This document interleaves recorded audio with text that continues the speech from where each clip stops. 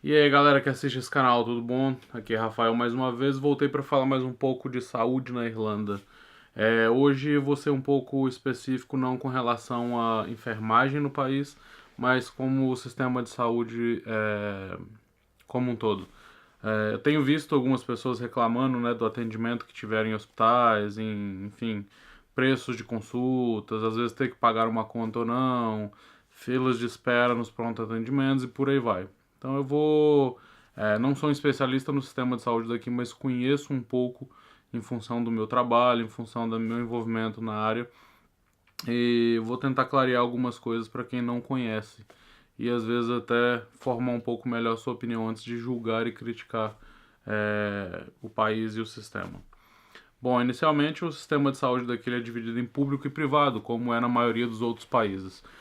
O sistema público aqui é chamado de HSE, que é uma sigla em inglês para o nosso SUS, para o NHS da Inglaterra e por aí vai. Esse sistema ele foi elaborado, ele tem um formato que ele tem hoje desde 2004, 2005, se não me engano. Um, e ele é basicamente constituído por alguns setores, como é na maioria dos países. O serviço da comunidade e o serviço terciário, que é o serviço hospitalar. Na comunidade, na Irlanda, você vai encontrar uma figura muito importante que é chamada de GP. GP é uma sigla para General Practitioner, que é nada mais do que um clínico geral. Então, na Irlanda, você não encontra na comunidade um especialista de cardiologia, endocrinologia, urologia ou o que quer que seja. Esses profissionais eles estão localizados em centros um pouco mais evoluídos, tipo terciário, secundário. No setor primário você não encontra um consultório de um cardiologista na comunidade para ir lá tratar da sua angina, da sua válvula mitral e por aí vai. Então, infelizmente ou felizmente, se você precisa de resolver um problema seu, se você tá com uma dor no dedão do pé, uma dor de cabeça, tem que ir no GP. O GP ele tem, né? Tem vários GPs na Irlanda, eles têm consultórios espalhados pelo país. E você tem que pagar por essa consulta. Essa consulta ela custa em torno de 45, 50 a mais de 100 euros. Todo mundo basicamente tem que pagar. Existe uma exceção que eu vou falar mais pra frente. Bom, então se você precisar de alguma coisa, tem que ir no GP. O GP ele tá apto a tirar sangue seu, ele tá apto a fazer alguns exames que ele consiga fazer lá no consultório dele, por aí vai. Se eventualmente ele achar que você precisa de um cuidado especial, um cuidado a mais, que ele não consegue resolver no consultório dele, ele vai te referenciar para um outro profissional. E na maioria das vezes esses profissionais eles estão em um hospital, que são onde as especialidades estão. Então ele vai fazer uma cartinha e vai te enviar para um hospital e você vai dar entrada no pronto atendimento. Antes de dar continuidade nesse processo, eu vou falar um pouco mais da comunidade. Ainda você vai encontrar centros de saúde. Esses centros de saúde eles são um pouco parecidos com o nosso PSF do Brasil, apesar das atividades serem um pouco diferentes. É como se o centro de saúde aqui ele fosse um mini hospital. Nele você encontra algumas especialidades, nele você vai encontrar GP, nele você vai encontrar enfermeiros, terapeutas ocupacionais, serviços de psicologia, psiquiatria e por aí vai. Eu particularmente não conheço nenhum desses centros, mas eu sei que eles existem porque, primeiro, eu pesquisei, segundo, quando um paciente ele tem alta de um hospital, se ele enquadra em alguns critérios específicos, que eu também vou falar mais adiante, a gente tem que referenciar esse paciente para um serviço comunitário. Vamos supor, um idoso com mais de 65 anos de idade vai para casa, ele obrigatoriamente tem que ser referenciado por um enfermeiro de saúde pública, o vulgo PHN, Public Healthcare Nurse. Então, esse PHN ele está no centro de saúde. A gente tem que descobrir qual que é o centro de saúde que engloba a residência daquele paciente e a gente faz uma referência lá para esse centro de saúde e aí o paciente ele vai ter alguns cuidados domiciliares pelo tempo que se fizer necessário. Mas enfim, tem o centro de saúde. Além do centro de saúde, existe algumas cooperativas de GPs que foram, né, estabelecidas há alguns anos aí para oferecer cuidado de GP 24 horas. porque a maioria dos consultórios aqui na Irlanda, eles funcionam em horários administrativos, até, sei lá, de 8 a 5 da tarde, 5 e meia da tarde. E aí, fora desse horário administrativo, se você precisar de algum médico, né, e não quiser ir para um hospital, e aí você vai se perguntar, pô, mas não tem GP? Tem GPs 24 horas. Você consegue, procura no Google lá, Out of Hours, GP Out of Hours, que são os GPs 24 horas. Então, você tem cobertura por tempo integral na comunidade também, se for necessário. Além desses três, que é, né, o GP 24 horas do centro de saúde, tem o serviço de ambulância. A gente que mora aqui, né, igual Dublin, principalmente, que é onde eu moro, você vê a ambulância, sirene o dia inteiro para cima e para baixo. Esse serviço de ambulância, ele não é tipo o nosso SAMU. Para começar, os funcionários, os profissionais que estão dentro das ambulâncias, eles não são necessariamente enfermeiros e médicos, eles são paramédicos. E paramédico é um curso diferente do curso de medicina. Ou seja, eles têm um treinamento especial para fazer aquele tipo de serviço ali, e aí ele encaminha o paciente, né, o indivíduo, para um serviço lá competente, geralmente hospital, e, enfim, para dar continuidade no tratamento dele. O serviço de ambulância na Irlanda também é pago, ele não é gratuito. Eu já ouvi falar que é em torno de 100 a 150 euros. Então, se você eventualmente cair na sua casa, precisar de uma ambulância, você pode solicitar a ambulância, mas aí você vai ter que, em algum momento, pagar por esse serviço. Eles devem mandar uma conta para sua casa e tal. Nunca precisei, não sei como é que funciona, mas eu sei que ele é pago. Bom, agora vindo para o hospital. Já falei dos serviços da comunidade, vou para o hospital. O hospital tem vários na Irlanda. Hoje eu trabalho em um de grande porte. Um dos problemas que eu vejo no país é não existe um hospital que seja referência em tudo. Os hospitais eles são meio que fragmentados, por exemplo. O que eu trabalho é referência em lesão espinhal, transplante de pulmão, transplante de, se não me engano, coração e por aí vai. A gente tem um serviço de diálise, por exemplo, lá, mas a gente não é referência em transplante renal. Existe um outro hospital, que é o Beaumont, ele é referência em transplante renal. E por aí vai. Então, tem vários hospitais que são referências em diferentes coisas. Serviço de referência em ortopedia, trauma, é um outro hospital. Por que eu estou falando isso? Porque às vezes você vai para um hospital que está mais perto da sua casa e ele não é referência naquilo que você precisa. Às vezes você vai ter que ser encaminhado para o hospital referência para ter o tratamento que você precisa. Eu vi isso acontecer há um mês, 2 meses, com uma menina que teve um acidente de bicicleta, teve um problema aí da ordem, né, da traumatologia, e o hospital que ela foi não era referência, não tinha a infraestrutura necessária para o que ela precisava e ela teve que ser encaminhada para outro hospital. Obviamente os hospitais não podem negar cuidado, então eles têm que te receber, mas se às vezes houver alguma demora no seu atendimento, o atendimento não for do jeito que você imaginou que fosse ser, talvez seja porque aquele hospital não seja especializado, não seja referência naquilo que você precisa, na sua demanda daquele momento. Bom, se você entra no pronto atendimento de um hospital por sua conta, sem ser referenciado por um GP, existe uma conta obrigatória de 100 euros que você tem que pagar, é tipo uma taxa administrativa. Se você for referenciado por um GP, geralmente essa taxa é abonada, porque você já pagou pela consulta do GP e você está sendo, né, sendo referenciado. Mas digamos que, né, você precisou pagar a conta dos 100 euros, está lá na fila de espera para ser atendido. Existe um processo de triagem, isso hoje é uma regra no mundo inteiro praticamente. Existem protocolos, profissionais foram lá, estudiosos, elaboraram um protocolo baseado em evidência e criaram esse modelo que a maioria dos lugares hoje adotam.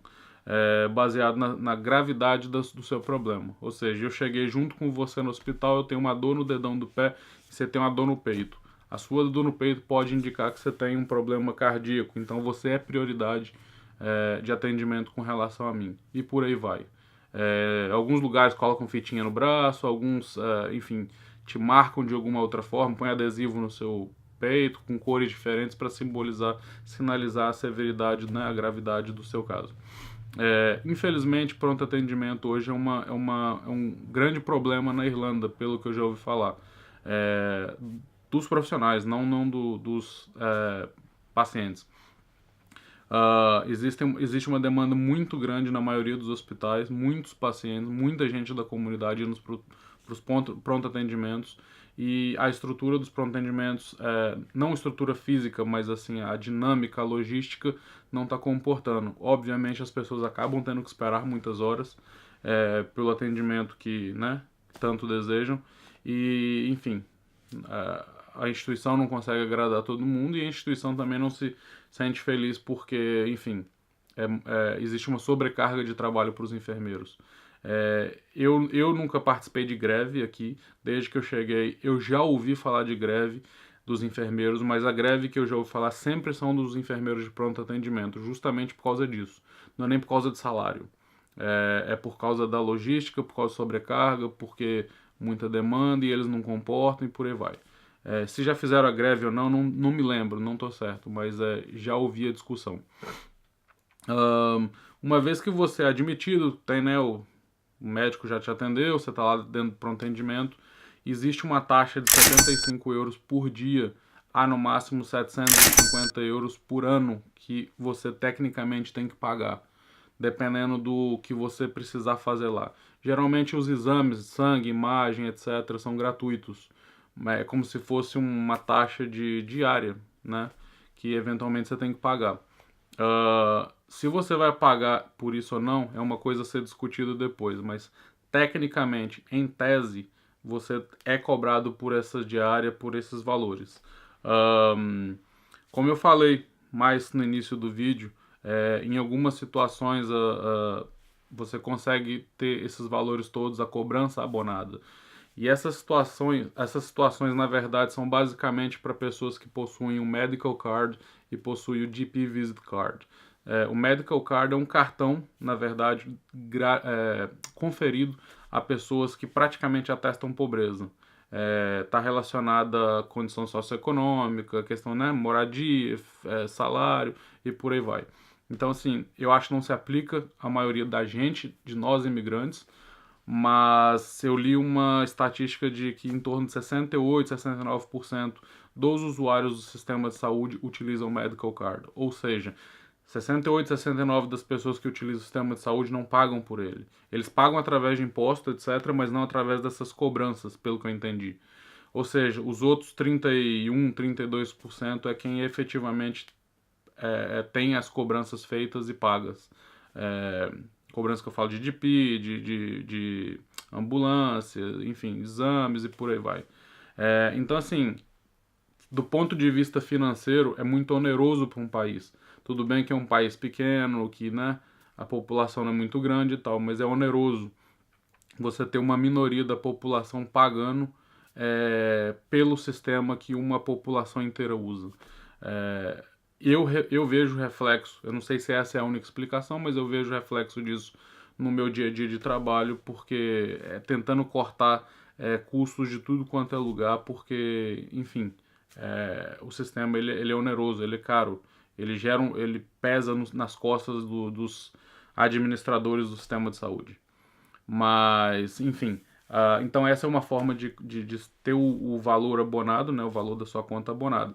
Agora, é difícil conseguir o Medical Card, envolve às vezes justiça, advogados, etc e tal. E o GP Medical Card é um cartão parecido, só para você ter gratuidade nos atendimentos do GP, não da questão hospitalar. Uma opção para os imigrantes aí, vamos falar especificamente para nós brasileiros, que, né, é a minha realidade. Muita gente, né, a maioria dos estudantes de inglês que vêm com visto de estudante, eles têm um seguro governamental.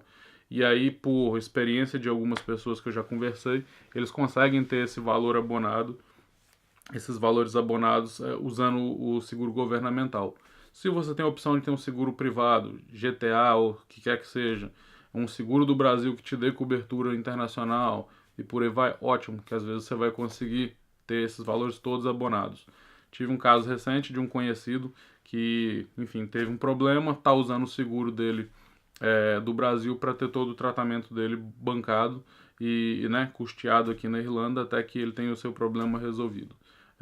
É burocrático porque os seguros também não querem gastar dinheiro, eles não querem pagar, eles querem que a gente pague as mensalidades deles, mas eles não querem pagar para tratar a gente. Só que, enfim, é uma opção e eles, se precisar, eles têm que pagar.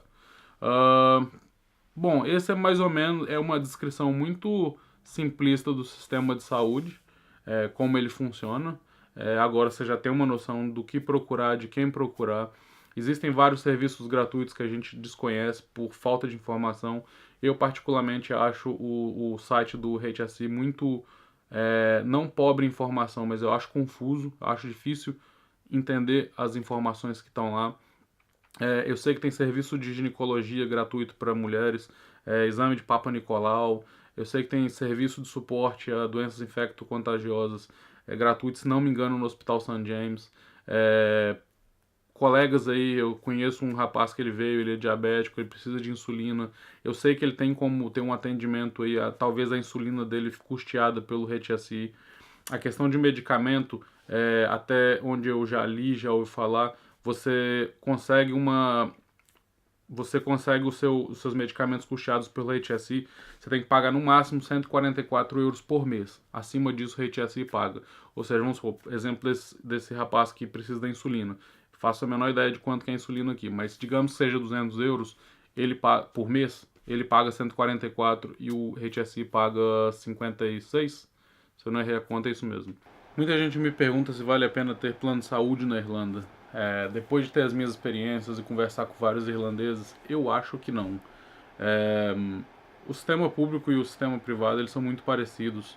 A única diferença é que basicamente o privado, você entrou no hospital, você já é atendido. Mas isso não te garante qualidade de atendimento, que vá ser melhor do que o público. A realidade daqui não é igual ao do Brasil, por exemplo, que existe uma diferença gritante entre público e privado. Aqui eles são muito parecidos. O público ele tem os equipamentos necessários, ele tem infraestrutura necessária, serviço de hotelaria, enfim, tudo que você imaginar é muito parecido com o privado. A menos que você tenha um problema crônico de saúde ou filhos, por exemplo, que te vinculem a uma instituição de saúde com mais frequência, eu não vejo necessidade nenhuma. O que eu particularmente faço eu pago o meu plano de saúde do Brasil até hoje, desde que eu vim para cá eu continuo pagando, e sempre que eu vou no Brasil eu faço um check-up, faço enfim, uma bateria de exames para ter certeza que está tudo bem. E aí você pode me perguntar, mas vale a pena ficar pagando para usar uma vez por ano? Honestamente, não sei. Eu gosto do sistema do Brasil, da forma como eu uso ele.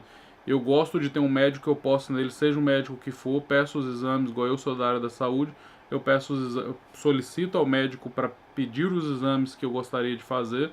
Eu tenho uma consulta meio que direcionada dentro do que eu acredito que eu tenho em termos de problema. Então eu resolvo minha vida muito mais rápido. Aqui você tem que ir num GP. O GP, para mim, com todo respeito aos médicos, mas para mim, clínico geral é um médico que estudou, sabe de tudo um pouco e não sabe de nada. Então eu não consigo resolver minha vida com clínico geral na maioria das vezes. É, ele acaba sempre me enviando para especialista. Então, assim, como na Irlanda você acaba ficando bloqueado ao GP por causa do sistema, do jeito que ele funciona, para mim, ele é pouco eficaz na minha realidade, na minha demanda. Mas pode não ser na de vocês. Então, essa é a minha opção, é o que eu faço. Eu acho que vale a pena, até porque eu ganho em euro, então meu plano de saúde no Brasil que eu pago em real é mixaria, e acabo compensando. Mas enfim, é mais ou menos isso que eu tinha para falar. Se tiver alguma dúvida, deixe os comentários e até a próxima.